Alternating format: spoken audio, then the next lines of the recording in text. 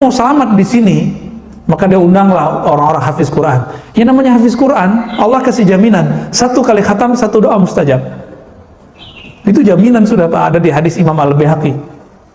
Ya, 1 kali khatam ada 1 doa mustajab. Kenapa? Orang kalau sudah khataman itu dia punya kepercayaan diri dalam doa, pasti Allah dengar nih. Allah itu pasti jawab kalau orang itu yakin Allah menjawab. Jadi kenapa doa Bapak ini nggak dijawab-jawab? Karena kurang yakin gitu aja. Yakin nggak sih Allah dengar kalau doa?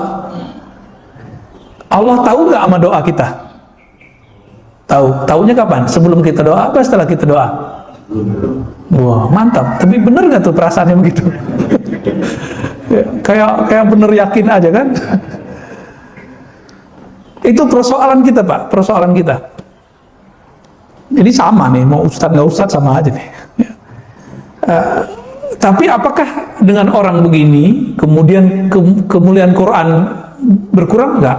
Orangnya yang enggak jadi mulia, Qurannya tetap mulia. Di mana aja, di rumah manapun, di tempat manapun dibaca Quran, ikhlas nggak ikhlas, tempat itu jadi mulia. Yang baca ikhlas nggak ikhlas urusan dia. Itu urusan dia. Ya, ini salah satu yang paling parah ketika ahli ibadah terpedaya, tertipu. Kenapa? Karena Allah Ta'ala tidak pernah membebani kita baca Quran min tahqiqi makharijul huruf, dengan betul-betul benar-benar pas seperti makharij yang sebenarnya, illa bima jarat bihi adatuhu fil kalam, kecuali yang sebisanya dengan lisannya mereka. Bapak percaya nggak? Saya Al-Quran, saya baca Fatihah, saya setor ke teman saya, murid saya Aman Suwaid, itu nggak lolos Pak. Percaya nggak? Padahal umur Bapak udah bagus kan? Masih belum lolos saya. Yang ketiga saya baca baru lolos dengan syafaat. Ya udah beres gitu. Kesalahannya ada aja. Padahal kita ngira itu udah paling benar bacaannya. Dulu. Sekarang saya malu Pak kalau jadi imam itu sebenarnya. Cuma kadang-kadang kalau kita khotib paketnya mah langsung jadi imam seharusnya. Tapi kalau ada imamnya alhamdulillah. Nggak repot-repot. Berat Pak jadi imam itu, sangat-sangat berat. Urusan jadi imam bukan cuma urusan membaca, urusan jadi imam itu kolbunya connect nggak bawa jamaah kepada Allah. Kan sekarang ya mohon maaf, imam itu cuma sibuk kemahafalannya, nggak ada hatinya koneksi dengan orang, nggak ada perasaannya, ya Allah aku bawa jamaah nih tolong diterima, nggak ada perasaan itu. Itu suara bagus, hafalan banyak jadi imam. Biasanya penyakit yang tumbuh pada mereka itu ria. Tapi yang paling parah adalah kibr, kesombongan. Ya. Jadi orang-orang berilmu itu penyakitnya sombong. Sombong itu sederhana aja, merasa paling benar, merasa lebih mulia, merasa diri mereka lebih berhak didengar daripada yang lain. Orang yang suka beribadah. Jadi orang suka ibadah bisa ketipu juga. Ibadah itu apa aja? Kalau rukun Islam kan gampang tuh. Mulai dari yang kedua, sholat. Yang kedua, yang berikutnya, zakat, puasa, haji, umrah, tambah zikir, baca Quran, ya, masuk di situ. Bagaimana caranya syaitan melakukan tipu daya kepada orang yang suka sholat? Sebelum sholat ngapain dulu? Wudu. Dalam saat kita berwudu, ada syaitan yang membuat ragu, namanya walahan atau wilhan, tergantung cara bacanya. Biasanya orang-orang yang terkena tipu daya ini ingin ketat dalam berwudu, lalu mengulang-ulang wudunya. Ragu lagi, ulang lagi, ragu lagi, ulang lagi. Ini tandanya udah kena apa? Syaitan namanya walahan. Maka bagaimana caranya Pak? Kalau mau masuk tempat wudu, baca doa. Allahumma inni a'udzubika minal khubuthi wal khaba'is. Tambahin, a'udzubillahi minasyaitonir rajim bi ismihi walhan. Aku berlindung kepada Allah yang bernama Walhan. Boleh kita baca begitu ya. Dan setan ini kalau berlanjut, kita biarkan keraguan ini ditumpuk, nanti akan berefek kepada sholat. Dan ini kalau dibiarkan sedari kecil, tidak diobati, tidak dibersihkan paradigmanya, nanti orangnya suka ragu. Bisa-bisa nanti dia lupa, bahkan dengan dirinya sendiri. Jadi mohon maaf kepada orang yang suka belajar tajwid. Ilmu tajwid itu bukanlah ilmu tujuan. Tajwid itu kan gunanya supaya nggak salah membaca. Kalau salah membaca, nanti salah memaknai, kan gitu. Tapi jangan lebay juga. Inti membaca Quran kan memaknainya. Dan kita nggak akan ditaklif, dibebani di luar kemampuan kita, Pak. Contohnya nih, ada orang Jawa, kalau baca ain gimana, Pak?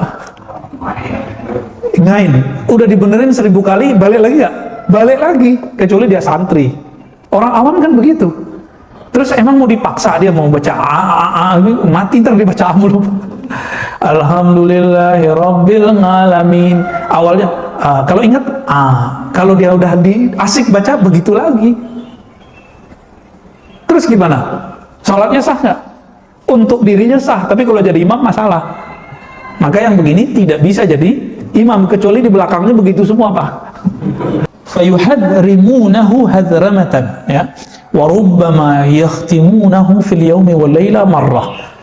Ada kelompok, nah ini bulan puasa nih, yang tertipu dalam membaca Al-Quran, lalu dia memburu bagaimana cara khatam secepat-cepatnya. Maka muncullah, menjamurlah sekarang di mana-mana, lewat sosmed, lewat Zoom. Kalau dulu kan masih lewat grup-grup biasa, ini sekarang udah mulai lewat Zoom, ya. Ngejar apa nih? Yuhadzrimun. Yuhadzrimun ini diterjemahkan sari'ul qira'ah, yusari'una fil qira'ah, yatasarra'una fil qira'ah. Mereka mau baca Quran tuh buru-buru ngejar khataman. Karena dengar kisah Imam Syafi'i, ada sekelompok orang yang tertipu dengan puasa. Dia puasa hampir tiap hari, atau puasa Daud atau Senin Kemis, tapi lisannya nggak puasa, ya. Mereka tidak menjaga lisannya dari ghibah, matanya dari mandang yang tidak pantas dipandang, ya. Lintasan-lintasan hatinya nggak dijaga sehingga riak masuk begitu saja. Nah, ini kata beliau, batinnya, perutnya nggak dijaga dari makanan yang halal, yang syubhat dan lain sebagainya. Tapi ma'azalik yazunnu bi nafsihi al khair, tapi dia kepedean ngerasa itulah yang baik, ya.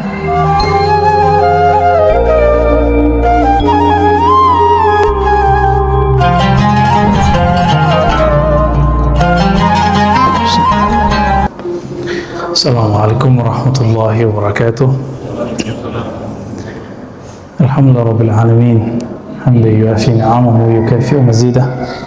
Asyhadu an la ilaha illallah, asyhadu anna Muhammadan abduhu wa rasuluh.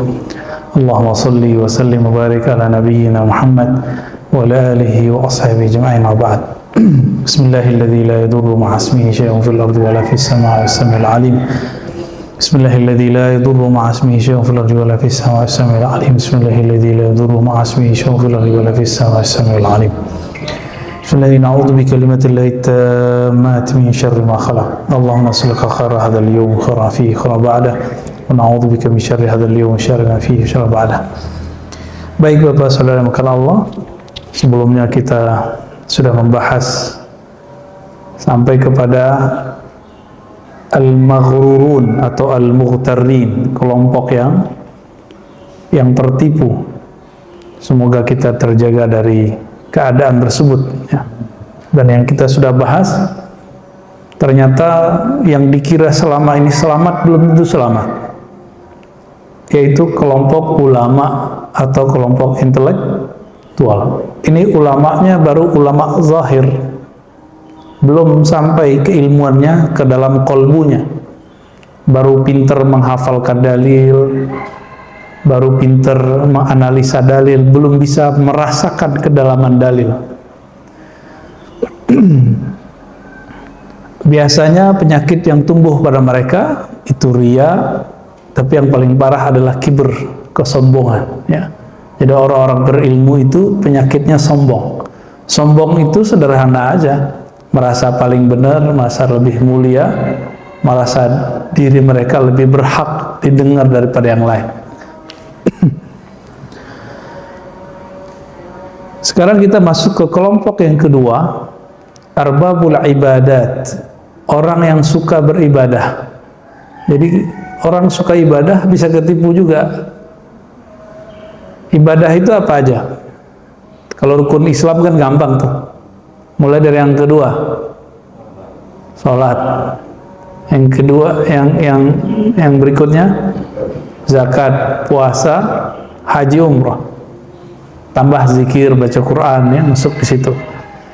Bagaimana caranya syaitan melakukan tipu daya kepada orang yang suka sholat. Sebelum sholat ngapain dulu? Wudhu.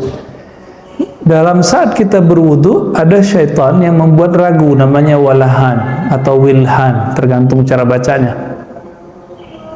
Biasanya orang-orang yang terkena tipu daya ini ingin ketat dalam berwudhu, lalu mengulang-ulang wudhunya. Ragu lagi, ulang lagi, ragu lagi, ulang lagi. Ini tandanya udah kena apa? Syaitan namanya walahan.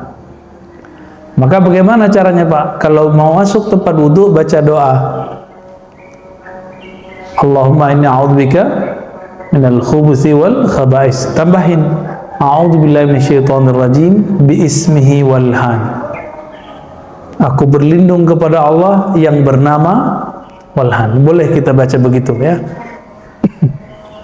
Dan setan ini kalau berlanjut, kita biarkan keraguan ini ditumpuk, nanti akan berefek kepada sholat. Dan ini kalau dibiarkan semenjak sedari kecil, tidak diobati, tidak dibersihkan paradigmanya, nanti orangnya suka ragu, bisa-bisa nanti dia lupa bahkan dengan dirinya sendiri. Jadi saya sudah ketemu beberapa orang yang begini, itu gawat. Wudhu bisa setengah jam, sholat udah mau selesai, dia batalin lagi, dia wudhu lagi Pak. Ini gawat ini ya, udah banyak yang begitu kita lihat, karena belajar fikihnya nggak tahu aliran mana tuh ya.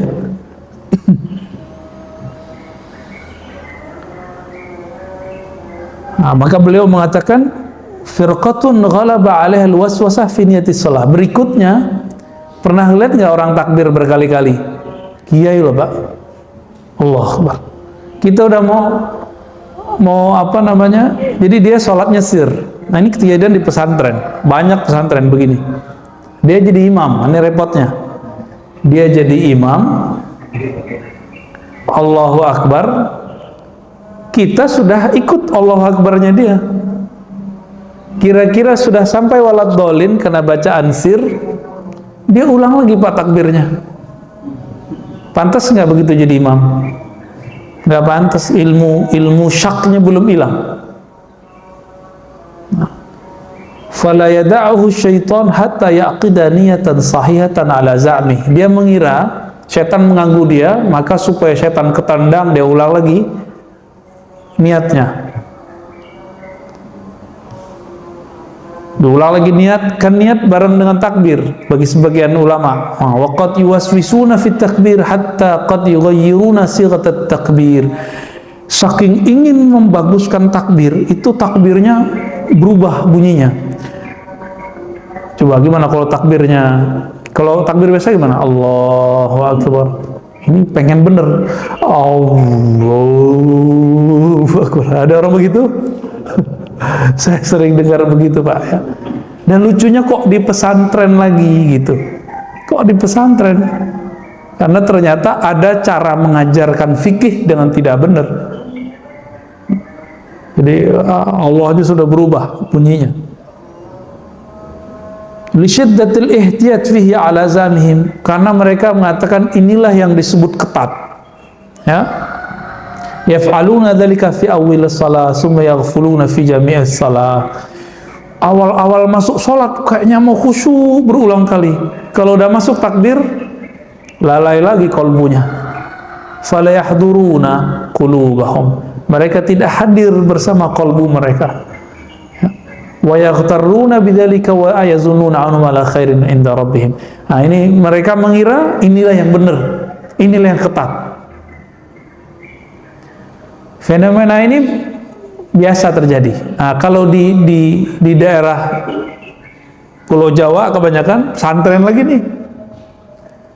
Karena ada fatwa merubah arah masjid kiblat, akhirnya sekarang di banyak masjid di pesantren Jawa, pesantren tradisional dan juga pesantren kampung-kampung ya, masjid di kampung-kampung, masjid lurus begini Pak, tapi imamnya miring. Benar gak? Nah ini kena nih, kena bab al-mughtarrina min arbabil ibadah, orang ketipu ya. Lu gimana ceritanya kita badan lurus tapi dia miring? Terus softnya gimana Pak?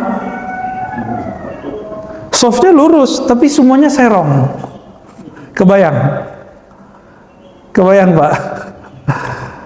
Nah ini kejadian Pak. Dan akhirnya saya kalau ke Jawa, saya lihat-lihat dulu masjidnya. Kalau begitu saya balik pulang Pak. Bikin kacau ya, bikin terganggu. Masalahnya lo kok kiainya begitu, gitu. Ya santri ngikut. Akhirnya kelihatan Pak, kalau mereka datang ngerantau ke Indonesia, tanpa disadari dia miring aja sendiri. Ya, kalau sholat dia miring sendiri aja. Jadi udah masuk ke alam bawah sadarnya. Kita tes iseng nanya, kamu kok miring? Kiblat ini kan miring Tat. Masjidnya lurus. Emang dia jamin, dia miring, dia lurus, itu nyampe kemana? Kan sekarang itu metode penentuan kiblat itu nggak pakai apa? Pakai Google Bumi, nah, ya kan? Derajatnya sekian nih. Mana ada penentuan begitu dalam hadis Nabi? Dalam hadis Nabi itu agama mudah. Apa kata Nabi? Ma baina asyarq wal gharb kiblah. Antara timur barat kiblat. Jadi Nabi di Madinah. Maka Nabi mengarah ke selatan, antara timur dan barat itu kiblat. Mau merang dikit, mau nggak masalah. Kecuali Ka'bah di depan, nggak boleh Pak miring. Nah ini ittifaq ulama, ini kesepakatan ulama. Kita sholat di belakang tembok atau di belakang masjid, di belakang Jabal Abi Qubais, Gunung Abi Qubais. Itu miring dikit juga nggak masalah. Kenapa? Udah nggak kelihatan. Dan saya ceritakan Pak ya, cerita pahit.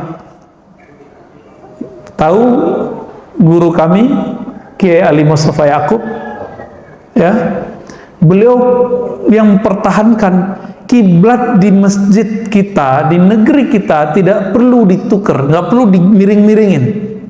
Begitu fatwa beliau, berdasarkan hadis Imam Tirmizi tadi yang sahih. Ma baina syarq wal gharb atau ma baina al-masyriq wal maghrib qiblah, kalau versi riwayat Imam Tirmizi. Hadis ini sahih.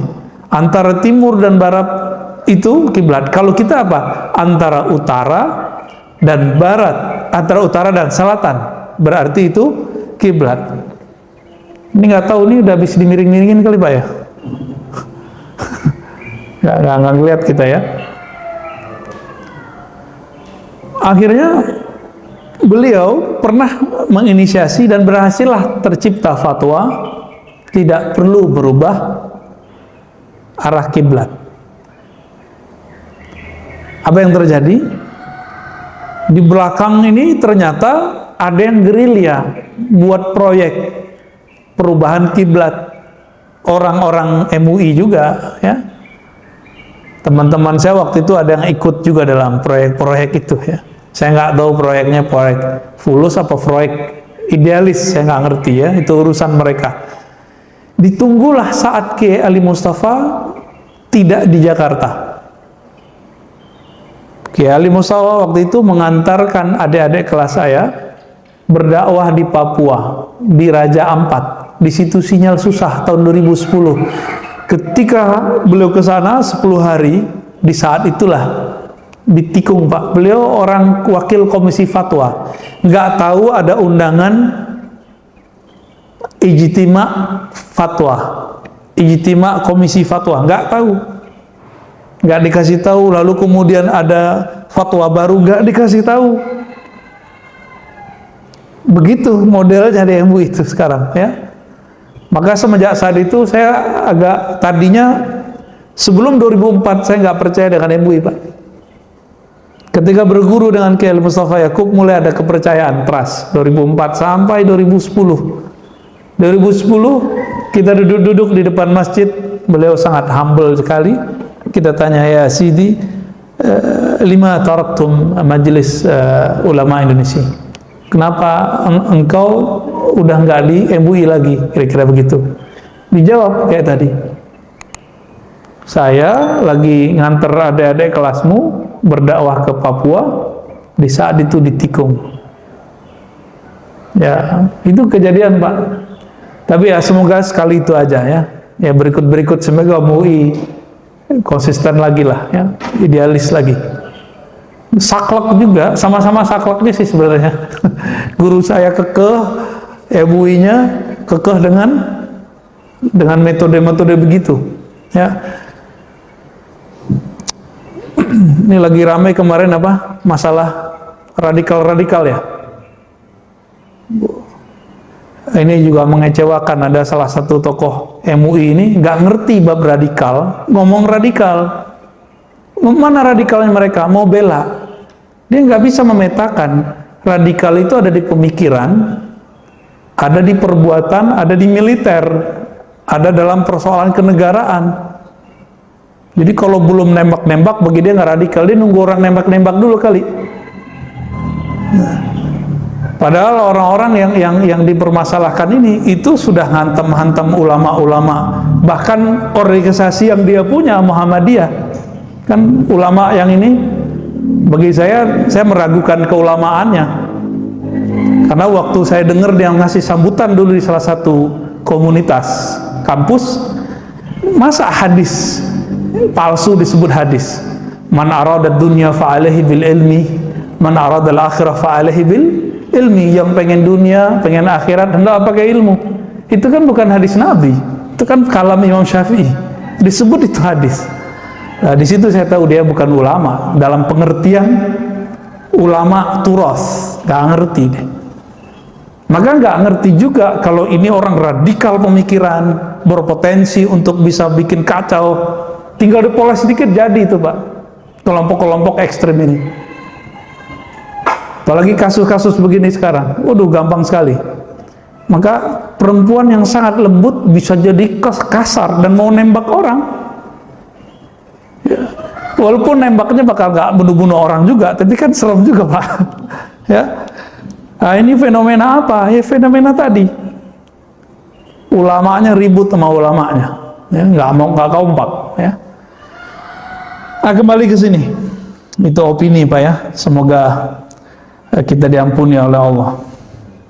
Siapa tahu saya salah kan? Siapa tahu dia yang salah ya. Wa firqatun taghlibu alaihimul waswasatu fi ikhraj hurufil Fatihah. Ada sekelompok orang ya ketipu juga, ya terpedaya. Akhirnya kalau mau baca Fatihah itu hati-hati sekali. Nah, sampai kalau baca tuh ya fi ikhraj huruf wa sa'ir azkar min makharijiha. Fala yazalu yahtatu fi tashdidat wal farq bain ad-dad wa dha wa tasil makharij fi jami' salati la yahumu ghairuh.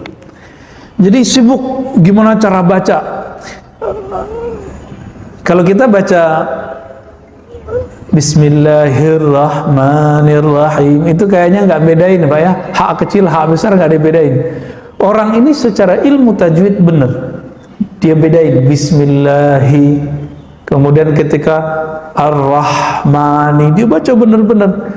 Tapi karena sibuk dengan makharijul huruf, lupa dalam memaknai apa yang dibaca. Jadi mohon maaf kepada orang yang suka belajar tajwid. Ilmu tajwid itu bukanlah ilmu tujuan. Tajwid itu kan gunanya supaya nggak salah membaca. Kalau salah membaca, nanti salah memaknai, kan gitu. Tapi jangan lebay juga. Inti membaca Quran kan memaknainya. Dan kita nggak akan ditaklif, dibebani di luar kemampuan kita Pak. Contohnya nih, ada orang Jawa kalau baca ain gimana Pak? Ngain, udah dibenerin 1000 kali, balik lagi nggak? Balik lagi, kecuali dia santri. Orang awam kan begitu. Terus emang mau dipaksa dia mau baca mati ntar dia baca mulu. Alhamdulillahirabbil alamin. Awalnya kalau ingat kalau dia udah asik baca begitu lagi. Terus gimana? Sholatnya sah nggak? Untuk dirinya sah, tapi kalau jadi imam masalah. Maka yang begini tidak bisa jadi imam, kecuali di belakangnya begitu semua Pak. Siratal ladzina an'amta 'alaihim, misalnya gitu. Kalau semua di belakangnya begitu nggak ada apa-apa juga, kan nggak dibebani. Emang bisa begitu Seandainya Rasulullah hidup, mungkin nanti keluar qiraah jawiyah mungkin ya. Qiraah yang ke-101 kali Pak, yang nggak muktabar ya. Nggak ada paksaan, nggak ada paksaan. Orang sini kalau baca ha itu kan lebay juga Pak. Siratal ladzina an'amta alaihim, kan gitu. Itu Sudes kalau denger kaget juga kali itu.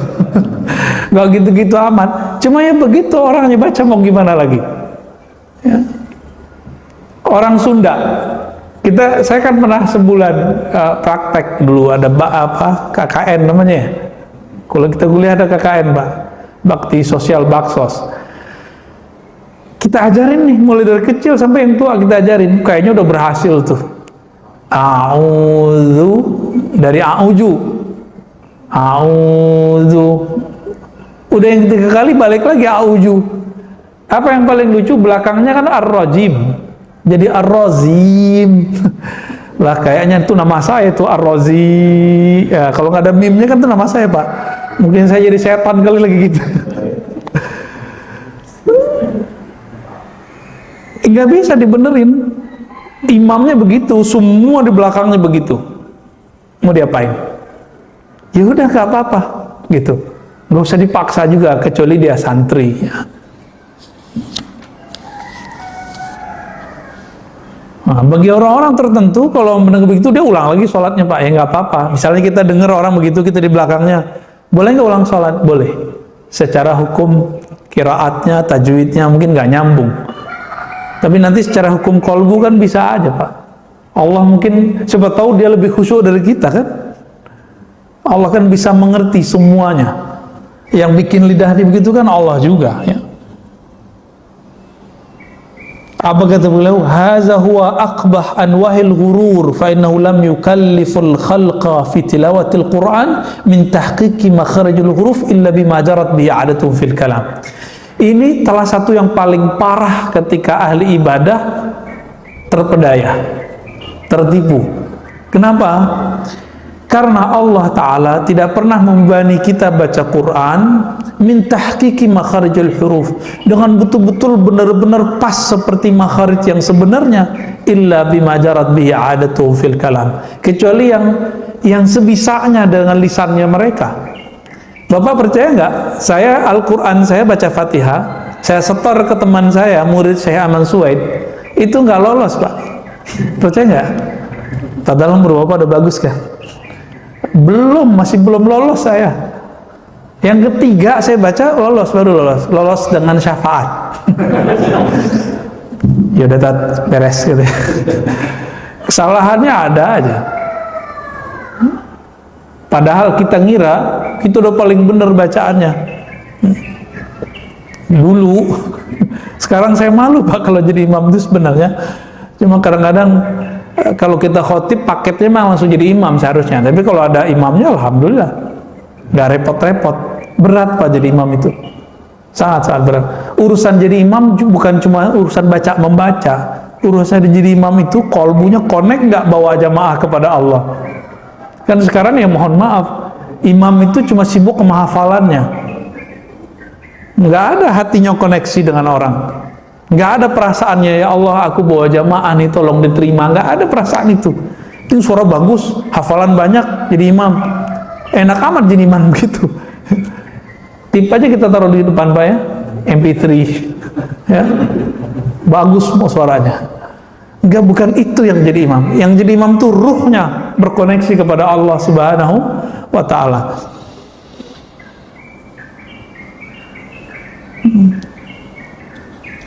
Jadi kata Imam Ghazali, orang-orang yang tersibuk tertipu dengan ilmu tajwid ini seperti orang yang membawa surat kepada seorang pemimpin, seorang raja, seorang ketua, pejabat, lalu dia bacalah surat itu dengan bagus-bagus, lalu dia lupa dengan isinya.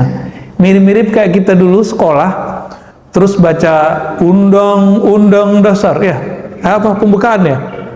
Saya hafal Pak dulu itu, tapi nggak ngerti isinya. Jadi PPKN itu nilainya kurang bener itu dulu ya. Makanya dulu karena saya nggak ngerti, sempat tidak hormat ke bendera karena kecuci otak. Kecuali otak kita, Pak. Ini kelompok radikal yang diperdebatkan kemarin itu kan mereka mengajarkan lagu Indonesia Raya itu tidak benar, syirik. Hormat ke bendera itu nggak boleh, syirik. Kan nggak ngerti dia bab tauhid. Mana yang syirik, mana nggak syirik, nggak paham. Itu mulai radikal tuh. Nah, nasionalismenya mulai rusak. Itu dibela oleh orang MUI ini. Nggak aware dia, nggak ngerti persoalan sebenarnya. Ya, baca disertasi saya aja lah ya. Mana kelompok ekstrim itu ciri-cirinya apa? Ini ada di situ semua.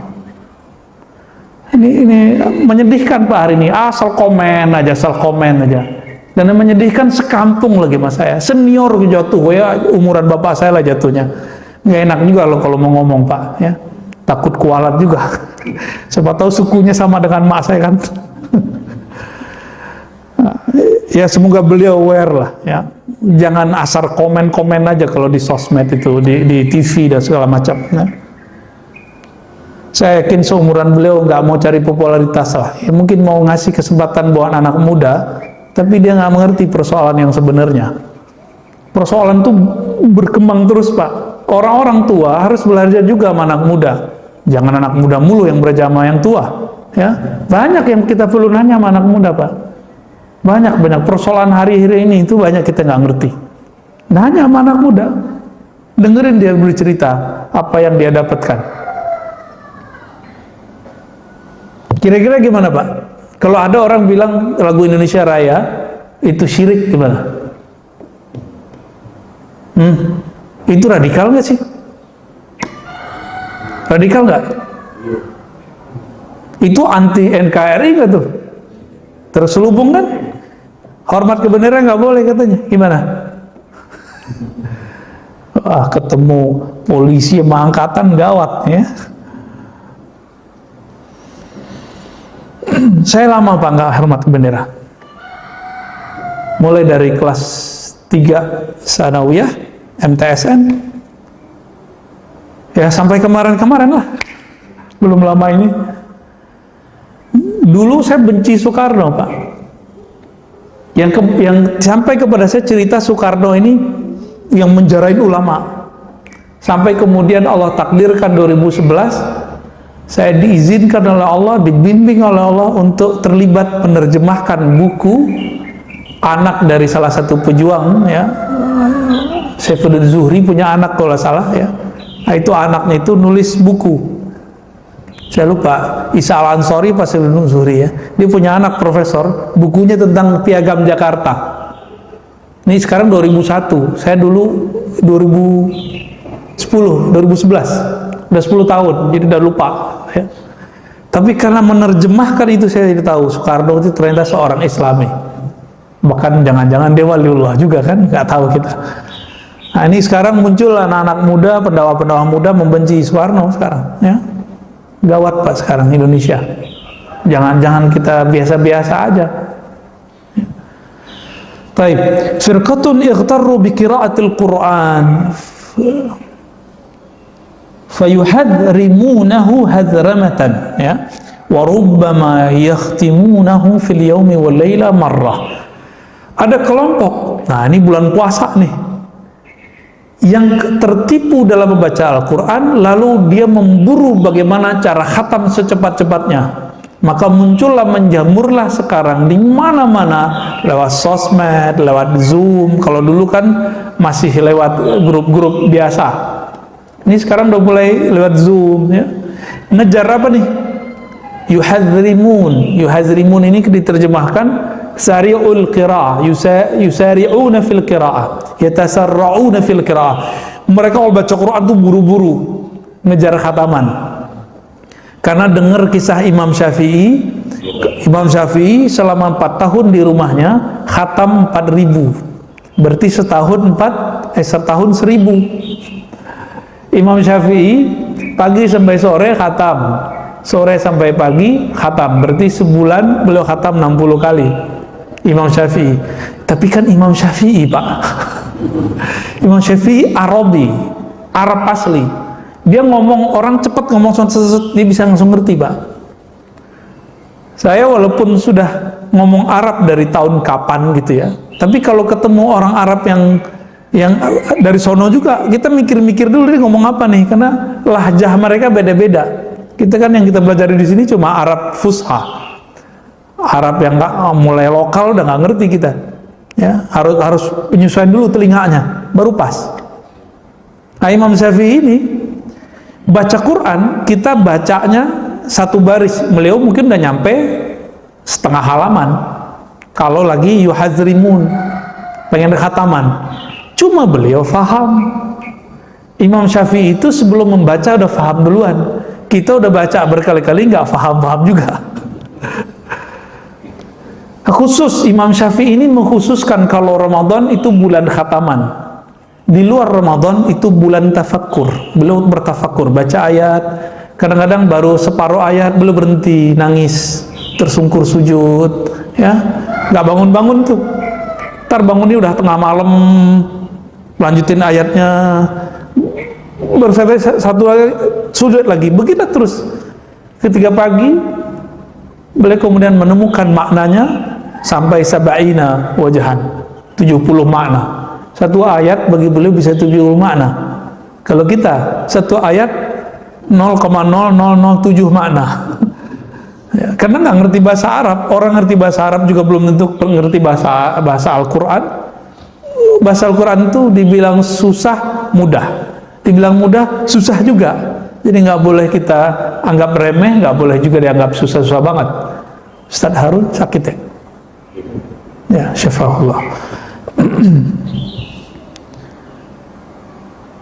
Apa kata beliau? Ini penyakit proyek khataman. Ini ada lagi Pak, proyek khataman.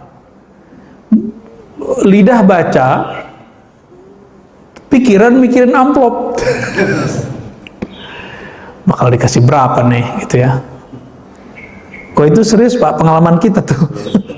Ya, diundangkan dulu khataman di rumah orang, ternyata itu orang korupsi. Lagi tersangka, pengen terbebas. Maka tiap hari selama 40 hari dia undang terus. Ya, saya dengar begitu langsung mundur Pak, nggak jadi. Nggak jadi kita khataman di rumahnya. Nggak tahu tuh nasibnya. Dulu zaman-zaman cicak ama buaya, ingat nggak? Nah, nggak tahu itu tersangka dulu atau baru terduga ya, saya nggak ngerti waktu itu. Betapa kejinya hati orang-orang yang mau bersembunyi dengan Al-Quran dari tuduhan-tuduhan pengadilan dunia. Ini hati-hati nih, koruptor-koruptor ini ganas-ganas juga. Dia mau selamat di sini, maka dia undanglah orang-orang hafiz Quran. Yang namanya hafiz Quran, Allah kasih jaminan, satu kali khatam, satu doa mustajab. Itu jaminan sudah Pak, ada di hadis Imam Al-Baihaqi. Ya, satu kali khatam ada satu doa mustajab. Kenapa? Orang kalau sudah khataman itu, dia punya kepercayaan diri dalam doa, pasti Allah dengar nih. Allah itu pasti jawab kalau orang itu yakin Allah menjawab. Jadi kenapa doa Bapak ini nggak dijawab-jawab? Karena kurang yakin gitu aja. Yakin nggak sih Allah dengar kalau doa? Allah tahu nggak sama doa kita? Tahu. Taunya kapan? Sebelum kita doa apa setelah kita doa? Wah, mantap. Tapi bener nggak tuh perasaannya begitu? Ya, kayak bener yakin aja kan? Itu persoalan kita Pak, persoalan kita. Jadi sama nih, mau ustadz nggak ustadz sama aja nih. Tapi apakah dengan orang begini kemudian kemuliaan Quran berkurang? Enggak. Orangnya yang nggak jadi mulia, Qurannya tetap mulia. Di mana aja, di rumah manapun, di tempat manapun baca Quran, ikhlas nggak ikhlas, tempat itu jadi mulia. Yang baca ikhlas nggak ikhlas urusan dia. Itu urusan dia, ya. Nah, maka beliau mengatakan ya, fahuwa maghrur, orang ini tertipu. Ya. Nah, sekarang itu bacaan, kemudian sholat. Sekarang puasa nih, apa kata beliau? Wa qaumun ightarru bis-shaum. Ada sekelompok orang yang tertipu dengan puasa. Dia puasa hampir tiap hari, atau puasa Daud atau Senin Kemis. tapi lisannya nggak puasa. Nah, ada juga yang berpuasa karena dengar temennya, kalau ente puasa Daud, rezeki ente lancar. Yang ini lain lagi cerita, kalau kamu puasa Daud, nanti kamu gampang naik pangkat. Nah, ini terjadi Pak, ya. Saya bertemu beberapa orang, dia melihat teman-teman sekitarnya, bahkan orang-orang sukses, itu suka puasa Daud, maka pangkatnya cepat naik. Ya, kalau di PNS itu kan ada berapa 3C, 3D, terus sudah sampai ke 4 berapa gitu ya, jadi profesor. Kalau di angkatan di kepolisian, tentara kan beda lagi. Dia melihat seperti itu, akhirnya termotivasi untuk puasa karena ingin dapat kenaikan pangkat. Kebanyakan pengen cari sakti. Ini yang saya temukan di luar, ya, pengen cari sakti. Dan yang lebih rendah lagi apa? Pengen diet. Puasa pengen diet, ya. Secara kesehatan dapat, tapi secara ruhani dia nggak dapat apa-apa.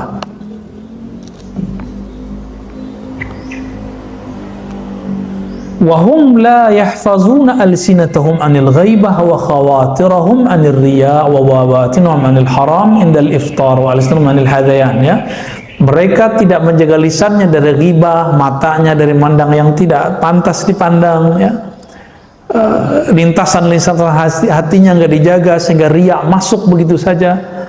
Nah, ini kata beliau, batinnya, perutnya, ya, perutnya nggak dijaga dari makanan yang halal, yang syubhat dan lain sebagainya. Tapi ma'azalik yazunnu bi nafsihi al khair, tapi dia kepedean, ngerasa itulah yang baik, ya. Fayahmilul faraid wa yatubun nafla thumma yaqum bihaqqi. Puasa Daud itu sunat apa wajib? Meninggalkan gosip, gunjing itu wajib atau sunat? Wajib. Dia puasa Daud, puasa Senin Kemis, tapi gosip, gimana tuh? Sama kayak orang ngapain? Dihidangkan daging, dihidangin tulang, yang dimakan sama dia tulangnya, kira-kira begitu. Saya mau zuhud. Wa firqatun ightarru bil hajj. Nah, ini lebih berat nih. Dan sekelompok orang di zaman Imam Ghazali, belum ada kejadian sekarang, tertipu karena persoalan haji dan umrah. Nah, ini masalah yang ada di sini lain cerita, ya. Zaman-zaman sebelum corona, jadi corona ini ada hikmahnya Pak. Eksploitasi jamaah dengan alasan dakwah atau alasan ziarah suci, ziarah tempat suci, umroh ke Baitullah, itu kemudian berhenti. Dan sebelum itu Allah sudah kasih kode. Banyak travel-travel yang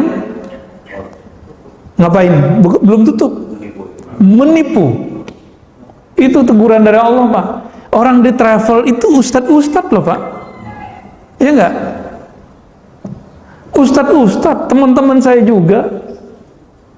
Tapi si ustadz ini dieksploitasi oleh orang-orang yang mafia umroh ini. Dia tahu cara bikin duit di situ. Si ustadz kan karena, oh ini tempat haram nih, ya, Masjidil Haram nih, eksploitasi jamaahnya, maka si ustadz sering didatengin oleh orang-orang.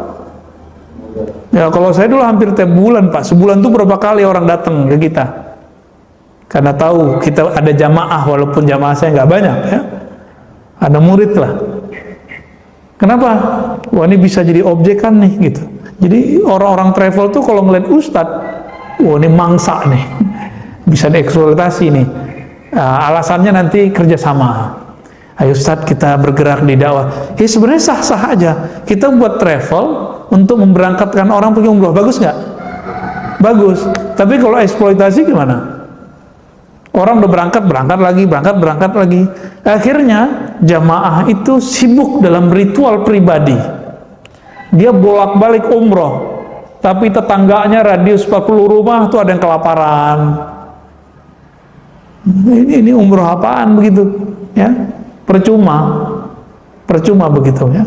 Haji tiap tahun, tapi orang sekitarnya kemudian kemiskinan. Ya. Hal yang masih kejadian yang dulu, mas sekarang apa? Fayakhurujuna al-hajj min ghairi khuruj anil mazalim wa qada'id duyun, ya.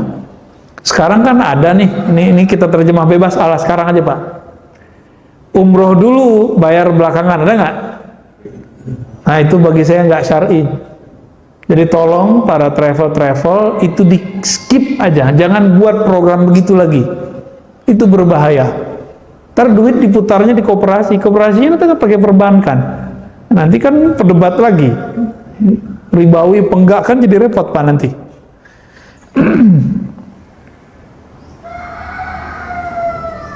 Ada orang pergi haji, kalau dulu dia belum menyelesaikan kezoliman dia kepada orang, dia pernah menzolimi, ngambil harta orang. Nah, di sini maksudnya. Wa qada'id duyun, dia punya utang belum dia bayar. Ini kasus lama. Kalau sekarang umroh dulu baru, nah kan repot nih. MUI mendiamkan kali ya? Apa sudah ada fatwanya? Saya yakin sudah ada fatwanya. Seharusnya nggak boleh itu. Wastirda'il walidain, mesti minta ridho ke orang tua. Kalau orang tuanya meninggal, ziarah ke kuburnya. Wa talabaz zadil halal, mencari bekal yang halal, ya. Wa qad yaf'aluna dzalika ba'da suquti hajjatil Islam. Dan yang paling anehnya, mereka melakukan itu setelah haji yang pertama, disebut haji Islam, hajjatul Islam. Berarti ini haji sunat apa haji? Enggak. Haji sunat. Kalau kita tanya jawabannya apa? Rasanya haji yang dulu, umroh yang dulu belum sempurna. Rasanya itu, ini kata kunci, Pak. Ini setan main di situ. Berarti dia ibadah dengan perasaan-perasaan yang tidak jelas dari mana sumbernya. Disitulah tipuan setan. Bahaya nggak nih? Ya, sangat-sangat berbahaya. Maka dengan adanya corona ini teguran bagi kita semua, ya. Ini teguran bagi kita semua. Nah, juga sama nih. Bapak nih kalau umroh bayar, agak mahal dikit. Tahu-tahu hotelnya nggak sesuai dengan ekspektasi kita dan jaraknya agak sedikit jauh. Padahal nggak jauh-jauh amat. Ngamuk-ngamuk nggak di situ? Ngelihat orang ngamuk nggak di situ? Iya, saya juga lihat, Pak. Teman saya ngamuk, ya. Tahun 2014, Masya Allah, ya. Katanya VIP apaan gitu ngomongnya. Akhirnya dia pasangan, istrinya udah bolak-balik, masih dia enggak. Cuma umroh pertama, habis itu dia nggak sholat lagi, ngerokok aja kerjaannya. Hatinya berundel terus, setiap hari itu kesel. Jadi pergi ke sana, ngomel-ngomelin orang kerjaannya. Ditambah di rombongan kita ada yang bahlul dikit, Pak. Bahlul bawa istri dua. Istri dua apa satu ya? Itu santai aja. Dan orangnya suka nguji orang lain. Gue lo kaya gitu. Nguji orang lain sekitar dia. Yang lain kan tersinggung-tersinggung, Pak. Kalau kita ngerti orangnya gak bahlul-bahlul dikit, ya biasa. Istrinya 3, Pak. Mantap. Ustadz aja kalah. Nah ini, kalau nanti haji, kalau nanti umroh, ya, mau dapat tempat apa aja terima, Pak. Bahkan kalau perlu niru Ibnu Umar. Ibnu Umar ini nggak berani tinggal di sekitar tanah haram. Dia tinggal dibuat kemah sendiri di belakang Ji'ranah. Masjid Aisyah itu agak kesananya dikit. Masih jauh nggak tuh? Masih jauh, Pak. Kenapa ketika ditanya, saya tidak pantas tinggal di dalam haram, tanah haram. Karena sedikit hati ini berdosa, menyimpang dari Allah, itu Allah memandangnya besar. Kira-kira meskipun banyak haji umroh, setiap hari itu ada puluhan ribu orang berangkat. Dari Indonesia aja nggak tahu berapa puluhan ribu, ya. 5.000 sampai berapa belasan atau 20 ribu, saya nggak tahu, ya. Sempat itu boom. Itu mereka yang ngomel-ngomel setiap hari juga banyak. Apalagi orang Indonesia kalau nggak makan nasi nggak makan. Waduh, ngomel lagi, makanannya nggak enak gitu ngomongnya. Belum lagi mutawifnya tidak bisa melayani semuanya. Ngomel lagi, begitulah terus. Akhirnya apa yang terjadi? Perjalanan haji dan umroh yang ada selama ini betul-betul nggak diterima sama Allah. Ya, susah kok Allah mau terima itu. Gimana mau terima orang begitu semua? Giliran sampai di apa, mataf, tempat tawaf, ngeliat yang bening-bening, orang India, orang Turki, oh pengen ngadu aja kita biar bergesekan sama tubuh mereka. Ini kan godaan-godaan lain. Banyak masalah ya. Maka walaupun corona ini mengancam ekonomi kita, tapi di satu sisi Allah sudah memutus ya mafia-mafia akhirat ini ya, mafia-mafia ibadah ini. Dan teman saya ngomong gini, dia seorang mutawif, tamatan Timur Tengah juga. 4 tahun di Timur Tengah, 4 tahun bolak-balik Mekah, Madinah, Indonesia, bawa jamaah. Apa katanya? Ustaz, tahu nggak ente? Saya selama tawaf bawa orang 4 tahun itu nggak ingat Allah, nggak ingat Allahu Akbar, ingatnya apa? Dolar. Jadi kalau ada jamaah sedikit kayaknya agak charming, kayaknya duitnya banyak nih. Pelayanannya agak dikuatkan, Pak. Itu pengakuan dia. Sampai kemudian dia bertemu guru ahli zikir membimbing dia supaya tidak dolar lagi, tapi Allahu Akbar. Baru pas Allahu Akbarnya. Itu yang ngomong Ustadz loh, Pak. Ya, LC. Dia ngaku begitu sama kita. Apalagi kita yang nggak jelas ini ya.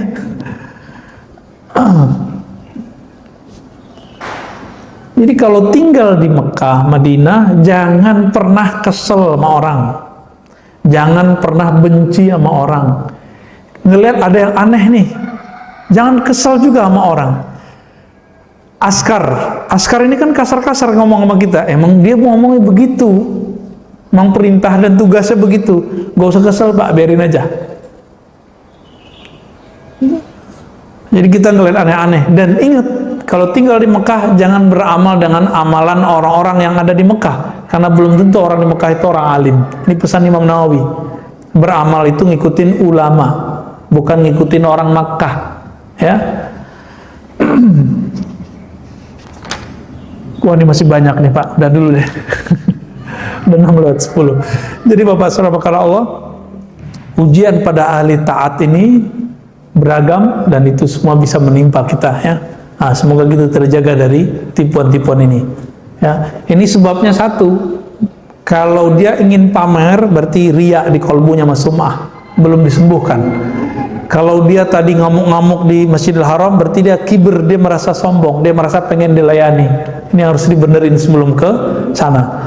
Ini yang dimaksud hajikan kolbumu sebelum haji, itu maksudnya itu. Umroh itu artinya kan memakmurkan kolbumu dengan menyebut nama Allah sebelum kamu memakmurkan umroh. Itu maknanya. Tawaf dulu di kolbumu sebelum kamu tawaf di Ka'bah. Wukuf dulu dalam pikiranmu, dalam jiwamu sebelum kamu wukuf di Arafah. Itu maknanya. Lempar dulu setan yang bersarang dalam jiwamu sebelum kamu melempar Aqabah. Nah, itu pesan Imam Ghazali dalam kitab Ihya, lebih kurang ya. Ada yang mau ditanyakan Pak? Cukup. Udah nyampe di alam Jabarut Malakut nih Pak. Iya, fadal ya. Itu mengenai nama-nama nafsu. Nafsul mutmainnah. Besok lah ya. Besok ingetin saya. Besok kita bahas tentang tingkatan-tingkatan nafs. Insya Allah. Nanti kita akan jelaskan namanya, misalnya nafsul ammarah bisu. Nama kita kan taunya ammarah, lengkapnya al ammarah bisu. Itu ada karakternya. Apa karakternya, kita masuk di situ atau tidak? Nanti insya Allah besok saya jelasin. Semuanya juga ada di sini. Ya, puncaknya nanti namanya insan kamil. Tapi sebenarnya di akhir zaman ada lagi di atasnya. Di atas kamil itu ada lagi Pak. Ya, tingkatan-tingkatan yang lebih tinggi ya. Cuma itu ilmu masih dirahasiakan oleh beberapa masyaikh kita. Kita tunggulah mereka nanti yang menjelaskan ya.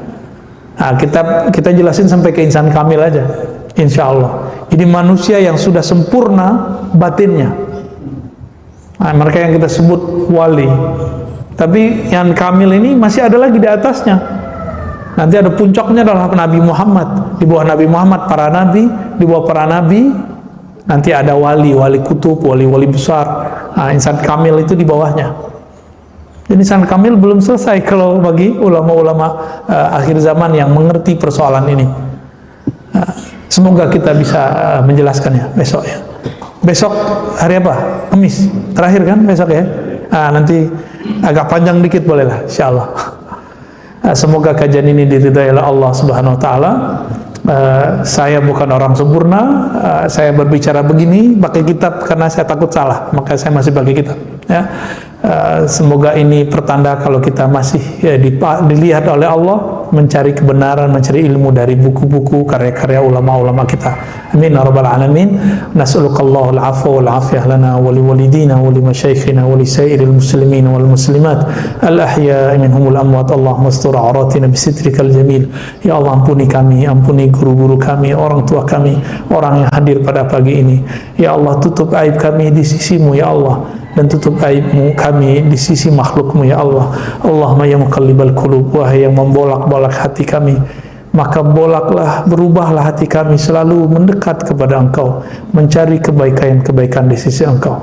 Allahumma ya Rabbana waffiqna wa ahlana wa dzurriyyatina ila ta'atik. Ya Allah, beri bisikan dalam kalbu kami, arahkan jiwa kami, diri kami untuk selalu taat kepada Engkau. Begitu juga terhadap keturunan kami, pasangan kami, keluarga kami, orang-orang sekitar kami. Allah maghfir lana wa li jiranina. Ya Allah, ampuni kami, ampuni tetangga kami. Allahumma ighfir lana wa li sairil muslimin wa muslimat. Ya Allah, dengan keberkahan puasa bulan Ramadan ini, ampunkan dosa saudara-saudara kami seiman, seislam, dimanapun mereka berada. Al-ahya minhumul amwat, baik yang hidup ataupun yang mati. Wa sallallahu ala nabiyina Muhammad. Rabbana atina fid dunya hasanah wa fil akhirati hasanah wa qina adzaban nar. Washfi qulubana bi'izzatika wa rahmatik. Walhamdulillah rabbil alamin. Sallallahu alaihi wasallam. Muhammad. Assalamualaikum warahmatullahi wabarakatuh.